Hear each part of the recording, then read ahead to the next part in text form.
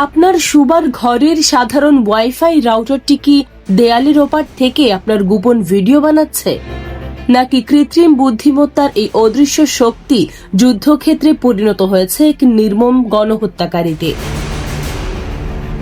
প্রযুক্তির এই ভয়াবহ রূপান্তর আমাদের কোথায় নিয়ে যাচ্ছে? বর্তমান সময়ে আমরা এমন এক যুগে বাস করছি যেখানে কৃত্রিম বুদ্ধিমত্তা বা এআই শুধুমাত্র আমাদের কাজ সহজ করছে না, বরং এটি আমাদের ব্যক্তিগত সুরক্ষা এবং জীবনের অধিকারের ওপর এক বড় প্রশ্নচিহ্ন এঁকে দিচ্ছে। MIT এবং কার্নেগি মেলন ইউনিভার্সিটির বিজ্ঞানীরা সাম্প্রতিক গবেষণায় এমন এক প্রযুক্তি সামনে এনেছেন যা শুনলে আপনার গায়ে কাটা দেবে।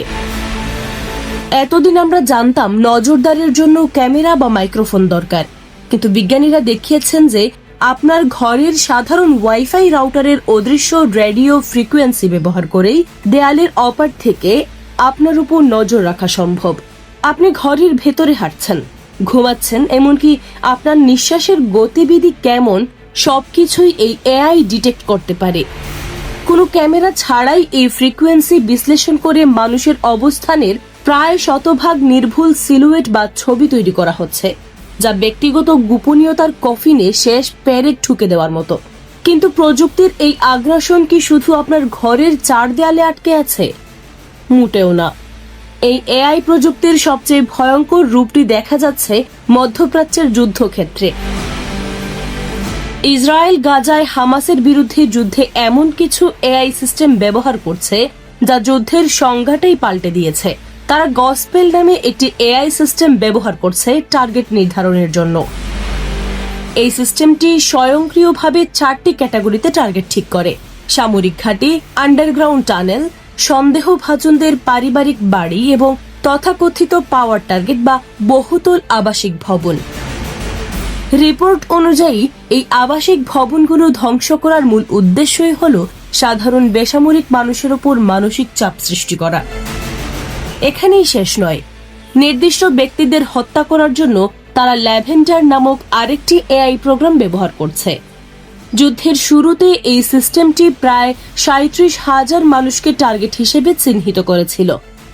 সবচেয়ে আতঙ্কের বিষয় হল, এআই যখন কাউকে টার্গেট হিসেবে শনাক্ত করে তখন মানুষের ধারা সেটা যাচাই করার সুযোগ থাকে খুবই সামান্য। অনেক ক্ষেত্রে কেবল টার্গেটটি পুরুষ কিনা এটুকুই দেখা হয়। মানবিকতার চরম বিপর্যয়টি ঘটে যখন জানা যায় এই সিস্টেমটি সিভিলিয়ান বা সাধারণ মানুষের মৃত্যুকেও একটি অঙ্ক বা সংখ্যার মধ্যে নামিয়ে এনেছে।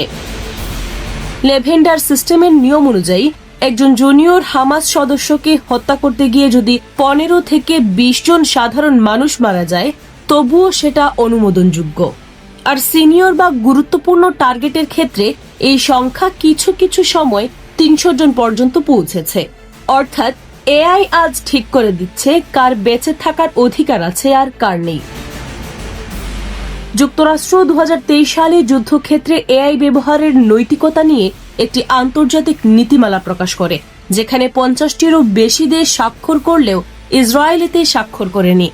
সব মিলিয়ে যে প্রযুক্তি মানব কল্যাণে আসার কথা ছিল, তা আজ একদিকে আমাদের শোবার ঘরের প্রাইভেসি কেড়ে নিচ্ছে, অন্যদিকে যুদ্ধক্ষেত্রে বিচার বুদ্ধিহীনভাবে সাধারণ মানুষের প্রাণ সংহার করছে।